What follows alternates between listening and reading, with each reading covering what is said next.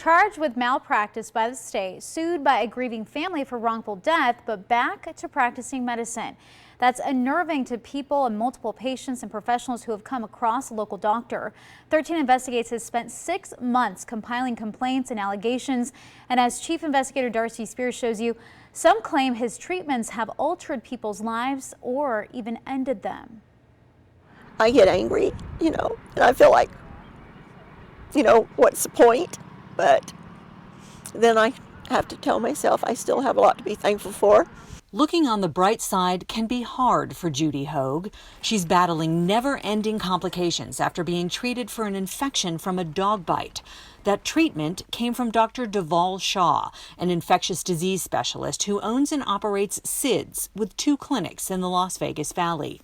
It's altered everything in my life. I don't feel freedom, and it's really hard to have to depend on other people. Judy's medical records show permanent damage to the vestibular part of her brain, which controls hearing and balance. She uses a walker, can't drive, suffers from extreme dizzy spells, and has permanent hearing loss. That after 7 weeks of daily intravenous antibiotics at SIDS on Smoke Ranch and Tenaya. This is certainly negligent medical care. Attorney Andrew Thomas is working with Judy on a lawsuit alleging permanent disability due to antibiotic toxicity. The patient's supposed to be able to trust her doctor, and what happened to Judy was a betrayal of that trust. The allegations against Dr. Shah are piling up. This complaint was filed with the state by a healthcare professional on behalf of Judy and 21 other patients. It alleges chronic underdosing at SIDS, a business model meant to prolong treatment and increase profit at the expense of patient care.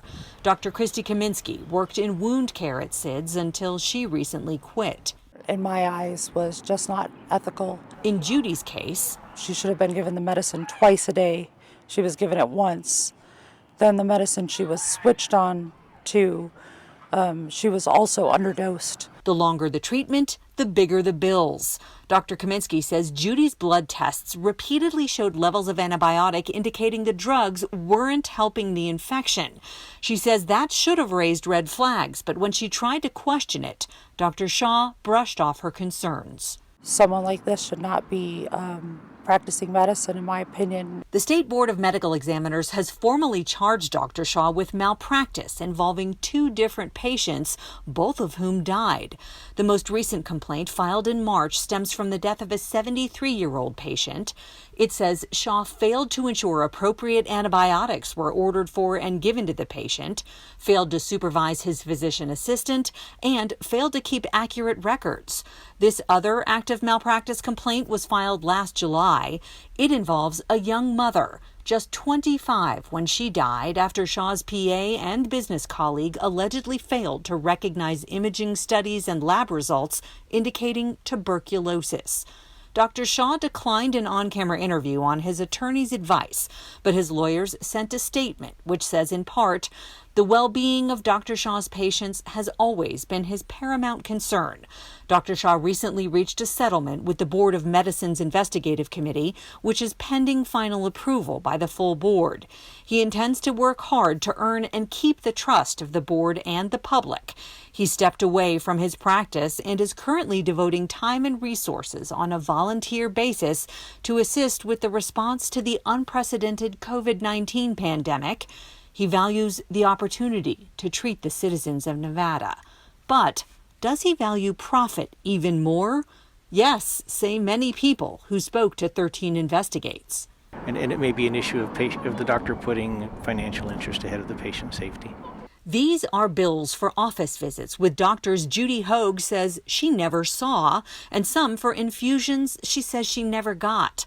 On January 16th, SIDS billed Medicare $200 for a long visit with a doctor Judy never saw for anything. She also had no office visits with Dr. Shah, but he too billed Medicare for visits, infusions, and injections. I've also experienced some billing billed out in my name, also in other doctors' names that did not do the services provided. which was unacceptable to me because that's done in my name. Dr. Kaminsky finally left SIDS after her repeated concerns fell on deaf ears. Another complaint filed with the Attorney General by a former SIDS employee echoes that, calling Shah shady and deceitful. It also questions billing practices, claiming multiple Medicare and Medicaid patients only saw physician assistants but were billed for visits with Dr. Shah at a time when he was out of the country. Feel it was just for getting money in as fast as possible. Dr. Kaminsky is still helping Judy and hoping accountability comes before more people get hurt. Dr. Shah's troubles extend beyond the courtroom and beyond the state medical board. In 2018, the U.S. Department of Labor cited him for violations after he failed to pay his staff overtime. And Labs, a marijuana testing facility he was president of, self-closed several months ago after state regulators found unacceptable levels of yeast and mold had gone undetected. The state's investigation into intentional manipulation of test results is still ongoing. Darcy Spears, 13 Investigates.